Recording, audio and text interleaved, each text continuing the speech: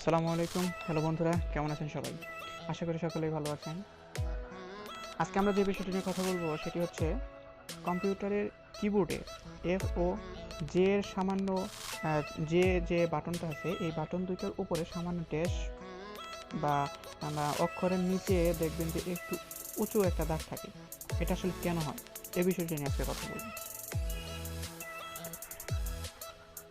আসলে এটার একটা নির্দিষ্ট কারণ আছে। কম্পিউটারের কিবোর্ড এমনভাবে ডিজাইন করা হয় যেন কিবোর্ডের দিকে না তাকিয়ে টাইপ করা যায়। এটাকে বলা হয় টাচ টাইপিং। টাচ টাইপিং হচ্ছে এমন একটা পদ্ধতি যে এই পদ্ধতিতে হাতের সবগুলো আঙ্গুল বরাবর করা হয় এবং টাইপ করার সময় কিবোর্ডের দিকে তাকানোর প্রয়োজন পড়ে না।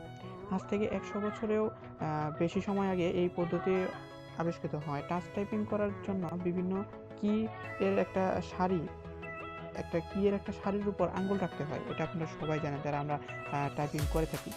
তো এই সারিটাকে বলা হয় হোম রো। এই হোম রো বরাবর যাতে আমরা এই হোম রোটা আবার আপনার এই যে ASDF JKL সেমিকোলন এই কিগুলা নিয়ে, হ্যাঁ, কিবোর্ডের দিকে না তাকিয়ে যেন এই হোম রো খুঁজে পেতে কোনো সমস্যা না হয়, তাই হোম রো এর প্রথম দুটো কি F এবং J তে সামান্য উঁচু বা বেশ বা বাম্প রাখা হয় আর কি। যারা টাচ টাইপিং করেন তারা শুধুমাত্র তারাই জানেন যে এই বাম্প দুটো কতটা গুরুত্বপূর্ণ।